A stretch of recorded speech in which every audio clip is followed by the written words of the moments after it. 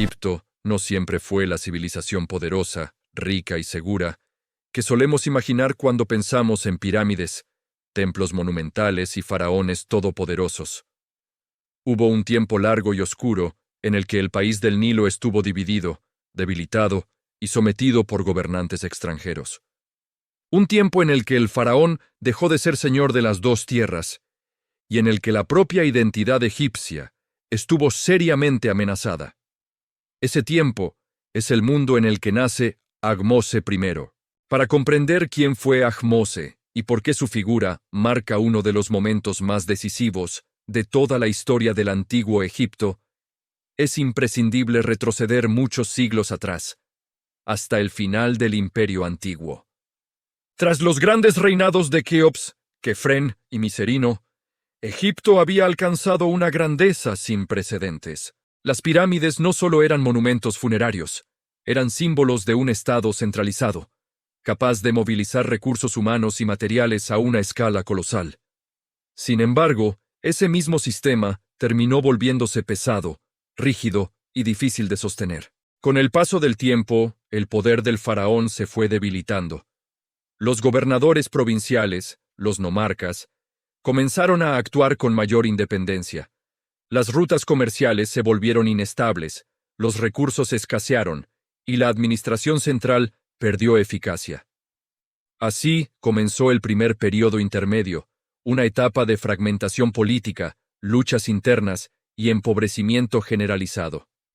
Egipto dejó de ser un reino unificado para convertirse en un conjunto de poderes locales que competían entre sí. Durante generaciones, la memoria del orden antiguo permaneció viva, pero el país fue incapaz de recuperarlo de inmediato. Solo tras un largo proceso de reunificación surgió el Imperio Medio, una etapa en la que faraones fuertes lograron devolver la estabilidad, la justicia y la prosperidad. Egipto volvió a funcionar como un Estado coherente, se reforzaron las infraestructuras y la ideología del poder real se reconstruyó.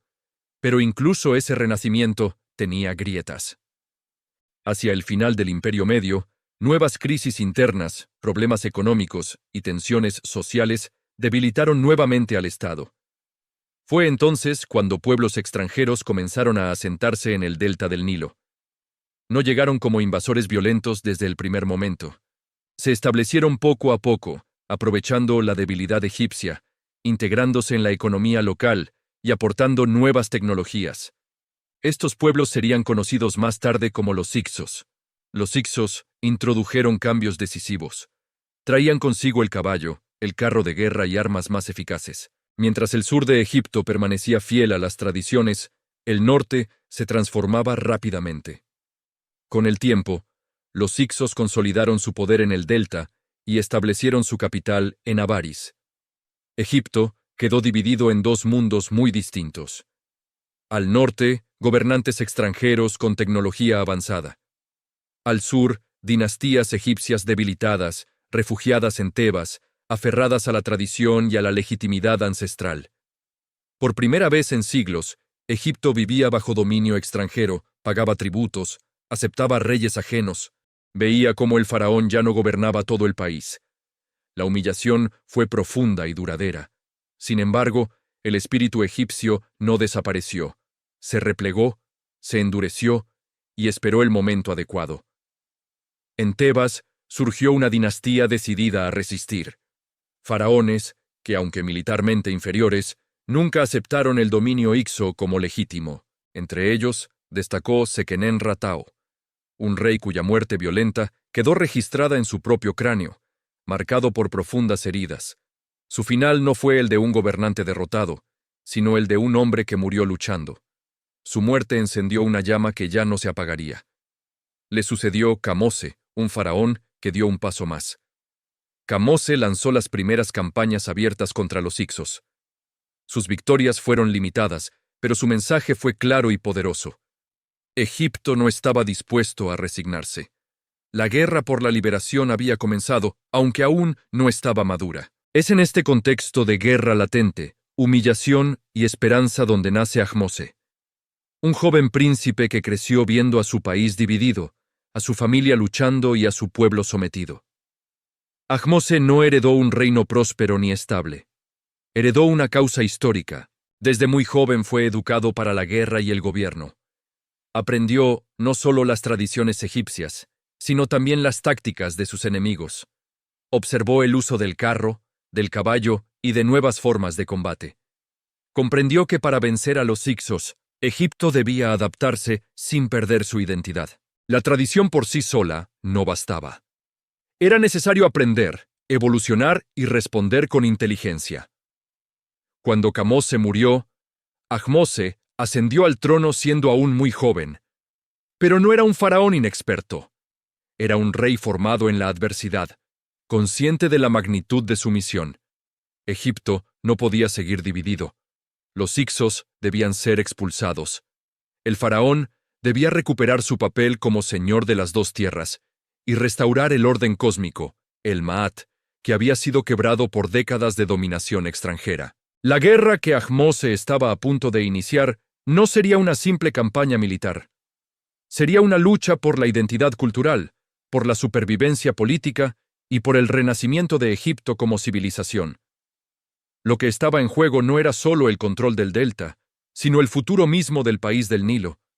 En los años siguientes, Ahmose tomaría las armas, marcharía hacia el norte y enfrentaría a los Hicsos en una serie de campañas decisivas. Su victoria no solo pondría fin a una ocupación extranjera, sino que daría origen a una nueva era. Una era en la que Egipto ya no se limitaría a defenderse, sino que se proyectaría hacia el exterior con una fuerza desconocida hasta entonces. Tras años de humillación y resistencia contenida, el momento de actuar había llegado. Cuando Ahmose I asumió plenamente el trono, Egipto no era todavía un reino libre. El delta del Nilo seguía bajo control de los Hicsos, y la capital extranjera de Avaris representaba no solo una amenaza militar, sino un símbolo constante de derrota. Mientras esa ciudad permaneciera en manos enemigas, el faraón no podría considerarse señor de las dos tierras. Ahmose comprendía que la guerra que estaba a punto de librar no podía ser improvisada. No se trataba de una revuelta aislada ni de una expedición punitiva. Era una campaña total, pensada para expulsar definitivamente a los gobernantes extranjeros y restaurar el orden egipcio. Para ello, debía aprender de sus enemigos y, al mismo tiempo, superarlos. Durante generaciones, los egipcios habían combatido de una forma tradicional, basada en la infantería y el combate cuerpo a cuerpo. Los Hicsos, en cambio, habían introducido el caballo y el carro de guerra, una combinación devastadora que les había dado una enorme ventaja. Ahmose entendió que para derrotarlos debía adoptar esas mismas armas. Bajo su reinado, el ejército egipcio se transformó. Los carros dejaron de ser una rareza extranjera y pasaron a formar parte central de la fuerza militar. Los arqueros se entrenaron para disparar desde vehículos en movimiento, y la coordinación entre infantería y carros alcanzó un nivel desconocido hasta entonces. El faraón no se limitó a reorganizar el ejército, también consolidó el apoyo del clero y de la nobleza tebana. La guerra contra los Hicsos fue presentada como algo más que una campaña política. Era una cruzada sagrada. Los Hicsos no eran solo enemigos humanos, eran usurpadores del orden cósmico. Expulsarlos significaba restaurar el Maat, el equilibrio universal que los dioses exigían. Antes de marchar hacia el norte, Ahmose aseguró el control del Alto Egipto y de Nubia. No podía permitirse luchar en dos frentes. Las regiones del sur debían permanecer leales, suministrando hombres, alimentos y recursos. Solo cuando el reino estuvo firmemente unido bajo su autoridad, el faraón inició la ofensiva decisiva. Las primeras campañas fueron avanzando lentamente hacia el delta. Ciudad tras ciudad, fortaleza tras fortaleza, el ejército egipcio fue recuperando territorio. Algunas plazas se rindieron sin combatir, conscientes de que el equilibrio de poder estaba cambiando. Otras ofrecieron resistencia y fueron tomadas por la fuerza. Cada victoria reforzaba la moral del ejército y debilitaba la posición de los Hicsos. Finalmente, Ahmose dirigió su atención hacia el corazón del poder enemigo, Avaris. La ciudad fortificada y bien defendida, había sido durante décadas la capital Ixo. No solo albergaba tropas, sino también familias, almacenes y símbolos del dominio extranjero. Tomarla no sería fácil, pero era absolutamente necesario. El asedio de Avaris fue largo y duro. Las fuentes egipcias describen una lucha intensa, con ataques constantes, escaramuzas y enfrentamientos prolongados. Ahmose demostró ser un líder tenaz, dispuesto a sostener la presión durante el tiempo que fuera necesario. La estrategia no se basó en un ataque frontal desesperado, sino en el desgaste progresivo del enemigo. Cortar suministros, aislar la ciudad y debilitar la moral de los defensores fue tan importante como la fuerza militar directa. Cuando finalmente Avaris cayó, el impacto fue enorme. No solo se trataba de una victoria militar, sino de un golpe psicológico devastador para los hicsos. Su capital había sido tomada, su dominio en Egipto se había derrumbado. Pero Ahmose no se detuvo allí. Sabía que mientras los hicsos conservaran bases fuera de Egipto, siempre existiría la posibilidad de un regreso. Por eso, el faraón tomó una decisión crucial: perseguir a los hicsos más allá de las fronteras del país. El ejército egipcio avanzó hacia Canaán, atacando fortalezas y asentamientos donde los antiguos gobernantes del delta habían buscado refugio. Esta persecución marcó un cambio radical en la política egipcia. Por primera vez, Egipto no se limitaba a expulsar a un enemigo de su territorio. Lo seguía, lo acosaba y lo eliminaba en su propio espacio. Con esta acción, Ahmose estableció un precedente histórico. Egipto ya no sería un reino pasivo, a la defensiva. A partir de ese momento, la seguridad del país dependería del control del exterior. Esta idea se convertiría en uno de los pilares fundamentales del Imperio Nuevo. La victoria sobre los hicsos no solo trajo libertad, trajo también enormes cambios internos. El ejército, reforzado y modernizado, se convirtió en una institución central del Estado.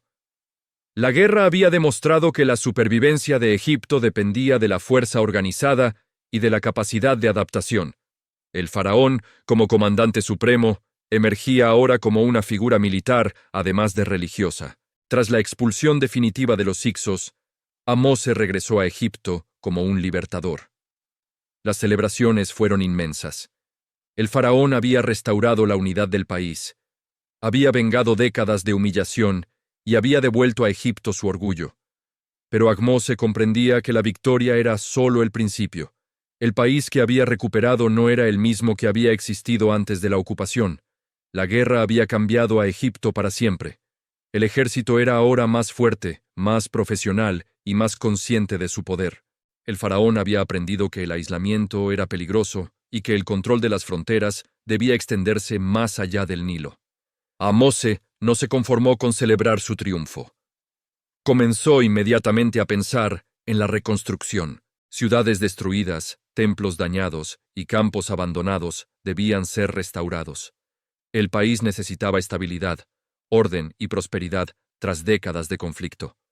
La expulsión de los hicsos había cerrado una etapa oscura, pero también había abierto una puerta. Una puerta hacia una nueva forma de gobernar, una nueva relación con el exterior y una nueva concepción del poder faraónico. Egipto había sobrevivido. Ahora estaba listo para renacer.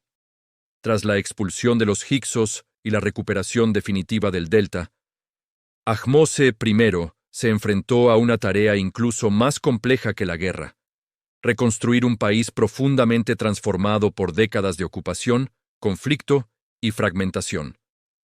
Egipto había sido liberado, sí, pero no era todavía un estado fuerte ni cohesionado. La victoria militar debía convertirse ahora en estabilidad política, prosperidad económica y legitimidad ideológica. De lo contrario, todo lo ganado podría perderse de nuevo. Ahmose comprendió desde el primer momento que no bastaba con expulsar a los invasores. Había que reconstruir las instituciones, restaurar la autoridad del faraón y redefinir el papel de Egipto en el mundo. La experiencia de la ocupación había dejado una lección clara. El aislamiento era peligroso.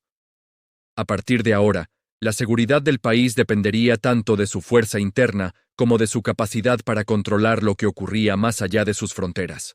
Uno de los primeros pasos de Ahmose fue consolidar el poder central. Durante el periodo Hyksos, muchas regiones habían funcionado de forma casi independiente, con gobernadores locales que tomaban decisiones sin consultar al faraón. Ahmose se esforzó en restablecer una administración unificada, colocando en puestos clave a hombres leales a la corona, muchos de ellos veteranos de la guerra. La experiencia militar se convirtió en un criterio fundamental para el gobierno, y el ejército pasó a ocupar un lugar central en la estructura del Estado. Este cambio fue profundo. Hasta entonces, el ejército había sido una herramienta del poder real. Bajo Ahmose, se convirtió en uno de sus pilares. La guerra había demostrado que la supervivencia de Egipto dependía de una fuerza armada permanente, bien entrenada y equipada con las tecnologías más avanzadas. El carro de guerra, aprendido de los Hyksos, dejó de ser un símbolo del enemigo y pasó a representar el nuevo poder egipcio. La infantería, los arqueros y los carros comenzaron a operar de forma coordinada, sentando las bases del formidable ejército que más tarde llevaría a Tutmosis III y Ramsés II a la gloria. En el ámbito religioso, Ahmose actuó con la misma determinación. Durante la ocupación extranjera, muchos templos habían sido saqueados, abandonados o relegados. El clero, especialmente en Tebas, había sufrido la pérdida de influencia y recursos. Ahmose entendía que la religión era esencial para la cohesión social y la legitimidad del faraón. Restaurar los templos significaba restaurar el orden cósmico. El dios Amón, protector de Tebas, emergió como la divinidad central del Nuevo Egipto. Ahmose patrocinó la reconstrucción y ampliación de los grandes complejos religiosos, devolviendo al clero su prestigio y asegurando su lealtad. La relación entre el faraón y Amón se convirtió en un pilar ideológico del nuevo Estado. El rey era presentado como el elegido del dios, el restaurador del Maat, el equilibrio universal que había sido roto por la ocupación extranjera. Este énfasis religioso no fue casual. Ahmose necesitaba legitimar su reinado no solo como una victoria militar, sino como un mandato divino. La expulsión de los Hyksos fue reinterpretada como una purificación del país, una limpieza necesaria para devolver a Egipto su identidad sagrada. El faraón no era simplemente un libertador político, era el instrumento de los dioses para restaurar el orden del mundo. La reconstrucción también tuvo un fuerte componente económico. Décadas de guerra habían dejado campos abandonados, rutas comerciales interrumpidas y ciudades dañadas. Ahmose impulsó la reapertura de las redes comerciales tradicionales y fomentó la explotación de recursos estratégicos, especialmente en Nubia, rica en oro. Asegurar el control del sur era esencial no solo para la economía, sino también para evitar nuevas amenazas externas. Al mismo tiempo, Ahmose reforzó las fronteras orientales. La persecución de los Hyksos hasta Canaán había dejado claro que Egipto debía vigilar activamente el Levante. No se trataba aún de un imperio expansionista como el de épocas posteriores, pero sí de un Estado que entendía la necesidad de intervenir más allá de sus límites naturales. Este cambio de mentalidad marcaría profundamente la política exterior egipcia durante los siglos siguientes. En el plano simbólico, Ahmose trabajó intensamente para redefinir la imagen del faraón. Tras décadas en las que el rey había sido débil o subordinado a poderes extranjeros, era necesario restaurar su aura de invencibilidad. Los relieves, estelas y textos oficiales presentaban a Ahmose como un rey fuerte, elegido por los dioses y victorioso sobre el caos. La memoria de la ocupación fue utilizada como contraste. El faraón era ahora el garante de que algo así no volvería a ocurrir. Este proceso de reconstrucción no fue inmediato ni sencillo. Requirió años de esfuerzo, recursos y decisiones difíciles. Pero poco a poco, Egipto volvió a funcionar como un estado coherente. La autoridad del faraón se reafirmó, la administración se estabilizó, y la sociedad comenzó a recuperar la confianza en el futuro. Ahmose no gobernó durante décadas interminables, pero su impacto fue enorme. Bajo su reinado, Egipto dejó de ser un reino herido y pasó a convertirse en una potencia emergente. El Imperio Nuevo no nació de la noche a la mañana, pero sus fundamentos quedaron firmemente establecidos durante estos años. Cuando Ahmose miraba el país que había ayudado a reconstruir, veía algo nuevo: un Egipto más militarizado, más consciente de su entorno y más dispuesto a actuar fuera de sus fronteras. Un Egipto que había aprendido de la derrota y había salido reforzado de ella. La obra de Ahmose no se limitó a su propia vida. Todo lo que vendría después, las conquistas de Tutmosis I, la expansión de Tutmosis III, el esplendor de Amenhotep III y la grandeza de Ramsés II, se apoyaría sobre los cimientos que él había colocado. Sin Ahmose no habría Imperio Nuevo. Sin la expulsión de los Hicsos, Egipto no habría desarrollado la mentalidad expansiva que definiría su historia posterior. Pero ningún reinado, por importante que sea, está completo sin una sucesión. Y Ahmose lo sabía. En sus últimos años, comenzó a preparar el futuro, asegurando que la transición del poder no devolviera al país al caos del pasado. Con el paso de los años, Ahmose I fue dejando atrás la imagen del joven rey guerrero que había encabezado la lucha por la liberación. Egipto, ahora reunificado, comenzaba a disfrutar de una estabilidad desconocida durante generaciones. Las fronteras estaban aseguradas, la administración funcionaba de nuevo y los templos recuperaban su papel central en la vida religiosa y social del país. El caos había sido contenido, el orden restaurado. Ahmose comprendió que su mayor victoria no había sido la caída de Avaris ni la expulsión de los Hicsos, sino la reconstrucción de la autoridad del faraón como eje absoluto del Estado. Durante décadas, Egipto había vivido sin un poder central fuerte, acostumbrándose a la fragmentación y a la humillación. Bajo su reinado, esa mentalidad cambió para siempre. El faraón volvió a ser el garante del Ma'at, el equilibrio universal que sostenía el mundo egipcio. En sus últimos años, Ahmose se centró en asegurar la continuidad de su obra. Sabía mejor que nadie que una sucesión mal gestionada podía destruir incluso los reinos más sólidos. Por eso preparó cuidadosamente el camino para su heredero, Amenhotep I, garantizando una transición ordenada y sin conflictos internos. Este gesto, aparentemente sencillo, fue en realidad una de sus decisiones más importantes. Egipto no volvería a caer en el vacío de poder que había permitido la llegada de los Hicsos. Cuando Ahmose murió, dejó un país profundamente transformado. Ya no era el Egipto vulnerable del segundo período intermedio, dividido y sometido. Era un reino consciente de su fuerza, de su identidad y de su papel en el mundo. Un Egipto que había aprendido que la seguridad no se basaba únicamente en las fronteras naturales del Nilo, sino en la capacidad de actuar más allá de ellas. El Imperio Nuevo había nacido. Todo lo que vendría después se apoyaría sobre los cimientos colocados por Ahmose. Su figura no siempre ocupa el lugar que merece en la memoria popular, pero sin él no existiría el Egipto que hoy reconocemos como uno de los grandes imperios de la antigüedad. No fue el faraón de los grandes monumentos, ni de las estatuas colosales. Fue algo más raro y más difícil de lograr. El rey que devolvió a su pueblo la soberanía, la confianza y el futuro.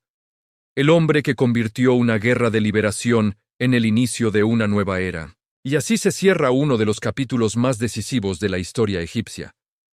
El momento exacto en el que Egipto dejó de sobrevivir y volvió a aspirar a la grandeza. Aquí termina nuestro viaje por la vida de Ahmose I y por el nacimiento del Imperio Nuevo. Si te ha gustado este documental, te invitamos a suscribirte a nuestro canal y a darle me gusta al vídeo, y te invitamos a dejarnos en los comentarios sobre qué momento o personaje histórico te gustaría que hablásemos en los próximos episodios. Gracias por estar ahí. Nos vemos en el próximo viaje al pasado.